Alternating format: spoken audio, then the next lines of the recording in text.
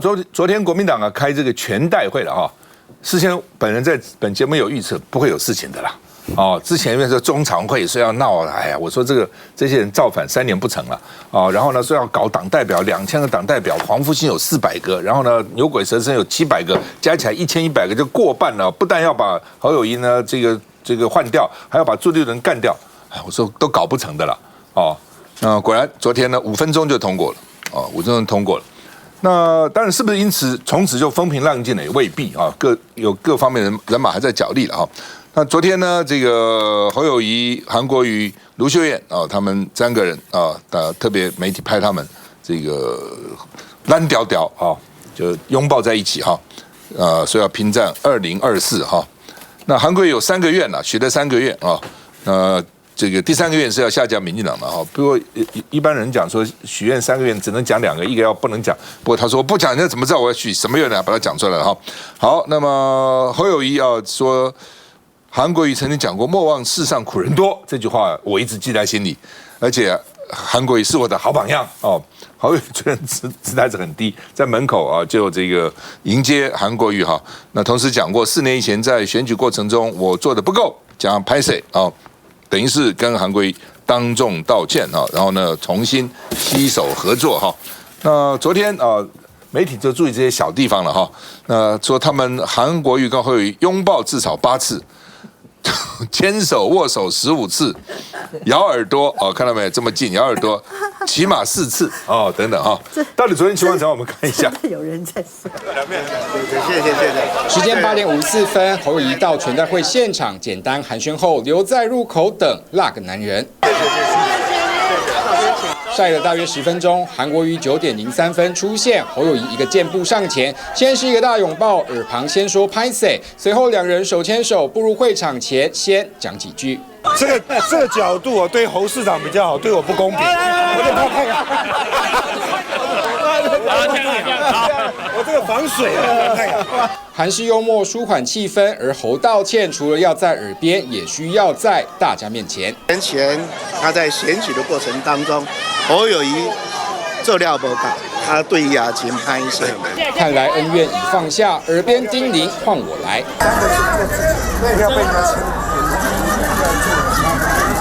全代会似乎成了尊韩大会，场外和解先上演，场内发言再一波。莫忘世上苦人多，这句话我一直放在心上。马习会在巩固着台海稳定、两岸和平的基础。尊韩更尊马，深蓝这块不能丢。7月3正式被提名，侯友宜马不停蹄。下午出席100桌社团活动，同场内政部长林右昌尴尬在位置上滑手机，征召风波暂时句号，但郭董和党仍一人一把号。孟凯昨天有参加吗？他主持，你主持看他今天声音都烧瞎了。我想，昨天全代会了很多人会讲是说，就是重点在于是不管是侯韩再一次的一个团结的时刻，或者是说所谓的3子合体。我们再查一下，上一次3子合体应该是2018年或2019年的时候，其实再都显示了团结最重要。其实。侯友宜5月17号被中常会征召，到现在7月23号，2个多月的时间。当然，民调我们还是要努力的地方，但是大家都会强调蓝营的整合。你如果说没有好的一个契机，你没有办法跟人家一较高下。昨天确实就已经订立了，而且全代会昨天其实大家都知道说认知自己的一个角色，我们就是要把这整个造势跟整个团结气势站出来。所以只有2个人讲话。没有过去全代会繁文缛节的这个哪一个人讲话哪一个讲话没有，党主席以及侯友宜2个人讲话。再者，所有立委我们候选人一字排开，就是在后面排，全部人都到齐，县市长也全部到齐。所以其实大家都在打舞台，要的是什么？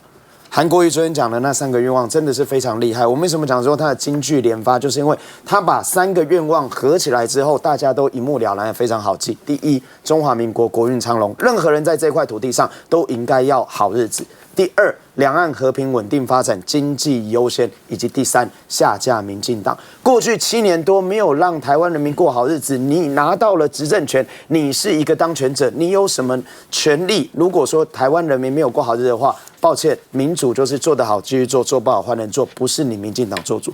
所以讲得非常清楚嘛。那再者，三子合体啊，我觉得昨天有一个非常重要的意义啊，记不记得？第一次三子合体的时候是2018年，那个时候是卢秀燕相对民调比较低一点点哦，是由侯友宜跟韩国瑜去把台中卢秀燕给拉抬起来，所以那个广告词我印象非常深刻。我是燕子，我是汉子，我是秃子，要让台湾人民过好日子。所以一样嘛，我们现在5个多月的时间，到明年1月13号，其实还有5个多月，大有可为。而现在既然已经确定了安内在攘外，我们现在就是要把这个诉求讲出来，怎么样让台湾人过好日子？每天把议题丢出来，我想这才是侯友宜能够后来居上、后发先至的最主要关键。那发言人怎么看？昨天其实我也在现场啦，其实。韩市长在讲那3个愿望的时候，我是在旁边啦。讲了2个的时候，我有点心惊胆跳，因为还没有讲到支持侯友宜市长。那第3个愿望，他有讲了嘛，要下架民进党然后要支持侯友宜市长以及所有的被提名的立委候选人啦。那我认为，当然是一小块的拼图成功啊，不能说一小块，也蛮大块的啦。因为事实上就是说，韩市长来不来全代会本身就是一个焦点。那当然在媒体来了以后说什么又是一个焦点，对，说了什么做了什么又是个焦点啦。那在这里我愿意揭露一个小秘密啦，就是说，侯友宜市长在那个地方接侯市长，事实上不是只有接侯市长啦，包含马英九前总统啦，还有这个洪秀柱主席啦，有一些重要的党内大咖人物那做候选人最小，本来就应该要做好。那问题就在这里啊，我必须要说，侯市长事实上当时在先前就已经准备好了，他如果遇到侯市长，他想要讲什么在很自然的状况下那所以说侯市长自己决定，这不是幕僚给他的建议。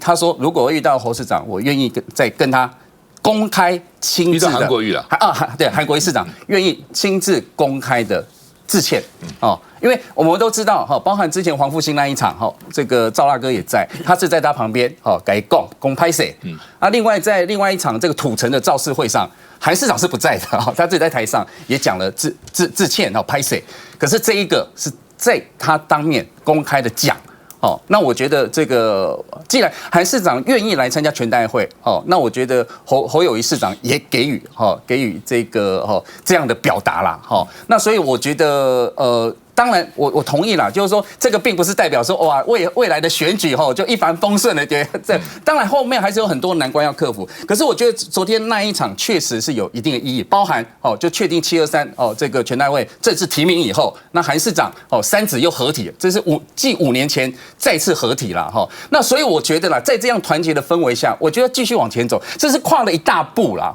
所以我要觉得说，当然各界对于这个侯友宜市长的选情，当然还是有一些担忧什么。可是我要讲，就这个一步一脚印啦那慢慢一关一关的克服所以我认为，尤其这个选举时间还长啦所以我希望大家还是要保持信心就团结才会赢啊！你不团结，一定会输掉这场选战的嘛。好，民进党昨天回说侯友宜口无遮拦，市政荒废，不得民心那侯友宜说，我一生只做一件事，就是顾中华民国那卢秀燕说，既然已经提名了侯友宜，大家就要定下心就是说在723之前，因为侯友宜都不算正式被提名只是说中常会通过。那昨天算是正式被国民党提名，就是国民党的正式候选人。那既然已经正式候选人，就不要再想什么韩粉也不要再想说要支持韩国瑜出来，算了，韩国瑜这个都拥抱了嘛那郭台铭怎么样？这是另外一个变数了，这等会我们再谈。来，永平，你昨天也参加了是吧？对，我昨天我要表达一下，我是坐在这个党代表位置台下的看法，因为昨天孟凯跟志强都在台上那刚才指责呢是紧跟着候选人我是真的在看党代表的反应那就像刚才主持人讲的，哇，那个之前大家说这个通过的时候会不会有怎么样？所以我昨天特别关注一件事。就是呢，通过侯友宜的时候呢，是大家党代表齐力的那我当时想说，如果有人要反对他的话，那就是坐着的嘛，对不对？坐着我就不站起来嘛。那这样子的情况有没有很多这样情况呢？没有没有。当然你也可以说那个场面的氛围非常的热烈可能很多人在坐位置上，他也不得不站起来。可是可是事实上你完全没有任何一点那种觉得好像有人在组织啦，在串联啦，想要反对啦，什么没有哦。整个那个现场，因为我4年前我自己是候选人。好，所以我4年前我也去过那个同一个会场。那4年前呢，因为他把候选人的那个程序还有节目安排得很复杂哦，所以前面拖得很久，所以场面呢反而没有像这次感觉说，很温馨，然后呢这个很有效率，然后整个场面我觉得出乎意料的顺畅啦，我实在必须讲。所以包含像我们坐在底下，可能7上8下人，所以其实打了一个很大的强心针。而且呢，除了侯友宜本人我觉得昨天整个党中央给他一个影片然后民进党，我真的有时候觉得民进党发言人如果学罗致政的风度好不好？好，每次明明昨天侯友宜也讲的话很简短，然后呢非常的有内容，他就是讲说我要顾中华民国，跟我要顾和平。讲一个这么单纯的也不长的一个演讲，可以去什么讥笑他什么话什么废话连篇，什么部分下架民进党。对，我的意思是说，你没有必要做这种评论嘛，就好像国民党也不会去评论你们那个全代会总统候选人讲话什么全部废言，通通不要听，对不对？但是我必须说，昨天的这一场，尤其是当侯友宜去说韩国瑜的金句“莫忘世上苦人多”的时候，是全场掌声最热烈的时刻。志强，你觉得怎么样？是不是明天从今天开始就比较风平浪静，还是波涛汹涌？其实我的看法跟赵大哥很像，我从头到尾就不认为换侯有可能在全代会不要讲成功啦，任何波澜我都觉得不可能，因为你了解国民党的运作，你知道全代会这个场是不可能，这事是不会发生的哈。那昨天我自己看，觉得至少我觉得感觉是温暖而成功的。当然我必须讲，里面有2个关键嘛，一个是侯友宜做了全套嘛，对不对？迎接哈。然后呢，接下来就是道歉，然后接下来在台上也再去讲那个韩国瑜，主角就是他们2个啦，讲白了啦。那韩国瑜也是啊，你看他讲话多得体，就像刚刚那个子哲讲说，很担心他第3个，我也在听的时候想说，第3个是什么？第3个，在侯友宜的领导之下，要让下架民进党，就是把这2个包在一起哈。所以我觉得2个其实都已经做了全套，但是我也必须讲哈。这个做全套是不是就等于说你后面否极泰来？抱歉啊，不是同样一件事情啊。那昨天你看，昨天其实我就讲最成功的一件，其实韩国瑜真的是灵魂中的一个关键哈。昨天所有的你知道，所有热门影片全部围绕在韩国瑜几个热门影片啊。第一个就是侯友宜哈，真的够热情啊。韩国瑜手不敢去抓谁哈，他把他抓回来，一直抓回来。那个影片热播啊，好事，为什么呢？代表侯友宜今天真的是跟韩国一定要很亲近嘛。那第2个热播的影片是那陈雪生2个这样嘣大熊抱把2个抱在一起，就是一个熊抱在上面。第3个就是我们那个杨琼英昨天也蛮抢戏的，因为那个3子合体的时候，杨琼英上去凑了一脚，变成4子合体啊。可是为什么我跟你讲，网络你要讲它生态，他喜欢看的不是那么死板板的。如果是3子合体的影片，他可能就不会去传了。但你说一个插曲，杨琼英跑上去凑一咖，大家就觉得很好玩。那代表什么？代表说这个画面其实大家都很想蹭上来。所以我倒是觉得昨天其实这个场合是很温暖也很成功的一个场合。但是呢，等不等于后面否极泰来，还有的努力。后面至少这个郭台铭会怎么样啊？大家蛮关心的。我们休息再回来。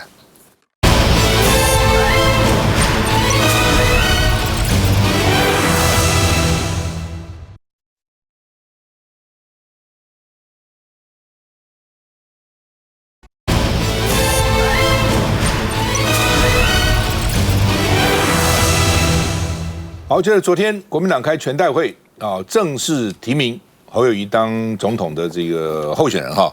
郭台铭也没有闲着，郭台铭在脸书发表当然讲了很多了哈。因为郭台铭有几个文胆是很厉害的哈，本来就写作非常厉害的哈。那在郭台铭那边帮郭台铭写东西那他们引用孟子讲的自反而说，虽千万人吾往矣啊。就我直接反省我自己，我是正直的，是直的，是有道理的，千万人我也不怕所以呢，展现气概同时他说要带来希望与改变那这篇发表了以后，当然引起他蛮大的瞩目了哈。很多人觉得郭台铭要选了，郭台铭要选了。然后他又有一篇脸书，内容差不多，没有那么长。可是大家注意的不是这个脸书，而是作者谁写的脸书叫郭台铭。下面这个图，投票投谁呢？老虎，爱中华民国。老虎，因为郭台铭是属虎。所以大家就想说，你郭台铭下面还要投票给我属老虎的郭台铭来爱中华民国，是爱中华民国的都要投票给属老虎的我所以这个引起大家瞩目，就是那你郭台铭你这什么意思啊？对不对？你在这里面写了半天，虽千人吾往矣，然后呢还这个什么意思？所以呢就有支持者说，我们明白了，我们知道什么意思了这个票投老虎爱中华就有不同的这个网友支持他的人写。那当然，记者就问朱立伦了。那人家郭台铭都说要票投老虎啊，朱立伦说是投马英九因为马英九也属虎，这是冷笑话。我觉得反应蛮有趣的了哈。马英九属虎所以呢，那个并不是要投郭台铭，郭台铭是去投马英九吧？那马英九没选了，怎么投呢？好，那么另外呢？傅昆萁夫妇昨天晚上郭台铭就参加花莲原住民的丰年节那傅昆萁的这个太太那么是花莲县长徐正伟昨天没有参加国民党的全代会傅昆萁去了，他太太没去。那但是他们昨天热情迎接郭台铭，而且旁边的摊商都喊选总统，选总统，选总统我们看一下。你好，谢谢。在台北车站突然撞见郭董，赶快伸出右手，先握到再说。给你握手。面对群众总是特别主动，但蓝营最深的痛，无非是郭董再起参选念头。特别是蓝营全代会的时候，郭台铭隔空在脸书说：“真实的民意永远大于党意。”看得越多，心越坚定。台湾人民需要改变，我就是要扮演带来希望也带来改变的角色，一定不让大家失望。最后更带有玄机的，在留言区贴了一个票轨，一只老虎，一颗爱心与中华民国。如果这只老虎指的是1950年生的郭董，那讯息背后是准备要选喽。那个老虎指的是你吗？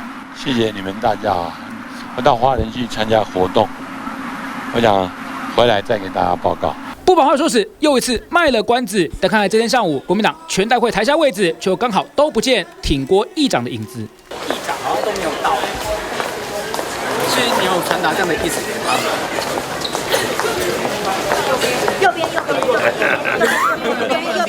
有没有特别受益？光是笑声就很有戏。但致辞时的侯友宜只字未提郭台铭，台上立委傅昆萁鼓掌也是有气无力。过去有很多的流言蜚语，那些都不重要，最重要是要我们怎么样跨出大步能够接纳各方，能够整合所有非绿。比起侯友宜，更重要的是团结非绿，与先前挺郭的陈玉珍论调几乎没差异。不是，就是只有国民党或是民众党，或是应该是还有其他各个方面，郭董一定会做这个为国家最好的为改变国家做最好的决定。既获提名，自得配合党内上演团结大戏，但促成政党轮替，是不是非得侯友宜？那可不一定。真宇，你们怎么看郭台铭？其实我觉得你可以从郭台铭的笑容就看得出来，他一副就是吃定你国民党的样子哦。那你可以看得出来，如果他没有参加这一场全代会，但是同时间呢，他是空战跟陆战是齐发哦。脸书他丢了几个小 icon 符号，就让大家讨论成这样。同时间他又开始走陆战，所以等于说空陆齐发的状态下，我一直强调的郭台铭的存在绝对是对于侯友宜的伤害啦。那我觉得在这一块第一个。国民党他完全没有办法去约束郭台铭，因为他也不是党员，所以等于说你现在也不可能去设一个所谓的防郭条款。那所以等于说他任何一个活动，那有国民党的人出现，好像也拿他没办法。但是如果说你要比地方拍戏，或者是比资源的话，其实郭台铭都不亚于地方的势力哦。所以我觉得在这一块，国民党一定会认为说郭台铭的存在真的让他们心痒痒的啦哦。那我认为啦，朱立伦其实一直在释放郭台铭的可能性，因为其实他昨天在台上也是喊了说所谓要执政大联盟。那其实现在最大的在野，其实现在大家就认为就是沙卡都的状态下，就是侯友宜然后郭台铭跟柯文哲嘛，但是就民调来看，其实柯文哲还是现在是目前民调最高的状态。那可以看得出来，其实郭台铭现在他在野的身份是让朱立伦是没有办法放下的。那食之无味，弃之又可惜哦。所以我觉得在这一块到底有没有可能去谈成所谓他们的团结？我觉得朱立伦其实真的释放了太多的空间给郭台铭了。不过，其实民调显示哦，如果郭台铭参选，柯文哲的民调也会下来，也受到影响。其实我觉得他吃到的，你说他是跟柯文哲有重叠吗？我反而认为他是比较偏向是经济选民。是经济选民，反而不是说他是所谓的柯粉被拉走，反而是说中间的选民及经济选民会被郭台铭给影响，所以我觉得这个是后续蛮值得。都拉到了啦，侯友也拉到一些，柯文哲也拉到一些，对哦，那所以民进党应该很高兴，如果郭台铭出来，但是他会不会出来？他是生意人，我觉得他现在玩得很高兴了，到处玩了，他所有总统候选人动作做足了，但他没有宣布，他这到底是哪一招？来，你们发言怎么看？你们担不担心？实不相瞒我也是属虎的啊。所以头老虎爱中华。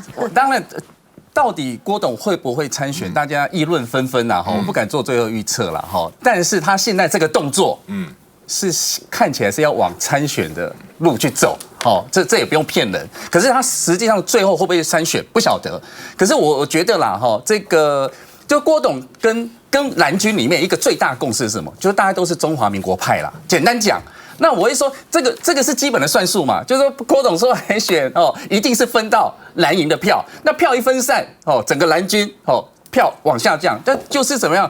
就是让民进党保送民进党而已嘛。所以做这件事损人不利己啦，我认为所以我觉得这个事情。道理很简单，合则两利，分则两害啦。那侯友宜不能够3顾4顾5顾8顾10顾茅庐去看这个郭台铭，跟他好好谈谈嘛。我知道他有说他透过各种管道有去联络，但联络不上。是，但是所以我看今天也有媒体是说这还不够啊。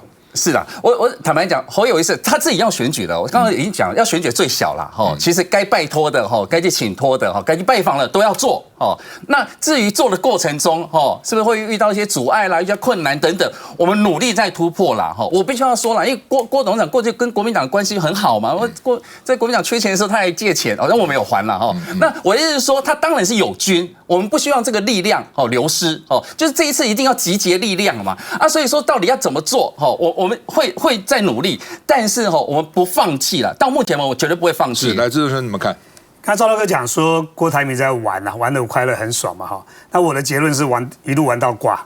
问题是玩谁到挂？如果他不选的话，那坦白讲，最后是把自己最后名声给不见了，因为上次也退嘛，这次也退嘛，那在玩什么？把自己搞玩掉了。如果要选的话，他在等什么？坦白讲，我认为他最好出场时间是7月23号之前。7月23之后，等国民党开始做整合集结之后，他的势一定是往下走的。更何况说，很多人本来想靠他的，等到国民党定于一尊之后，他要靠过去也会有风险啊，因为万一他不选，那怎么办？所以他会把自己玩掉不见了。他可是如果真的选下去的话，也可能把侯友宜给玩掉了，也有可能把柯文哲玩掉了。所以他这样的一个玩法到底在玩什么，我是看不太懂。但是回到一点，就是国民党的问题是出在侯友宜自己啦，不是出在郭台铭啦。他自己的势能够拉得起来，这才是关键。大家都知道，昨天那一场主角看起来是侯友宜，可是所有讨论都在韩国瑜，所以谁是主角，谁不是主角很清楚的。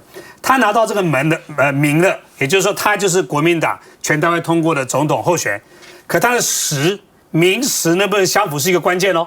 就算这个名，我举个例子，国民党的候选人是不是开始要挂跟侯友宜的看板？我不晓得志强兄会不会开始挂了，还是说再看看。另外一个，还会继续蹭郭台铭吗？如果你的候选人都确定了，任何跟你的候选人保持距离，去蹭别的候选人，甚至可能候选人的，都伤到你的候选人啊。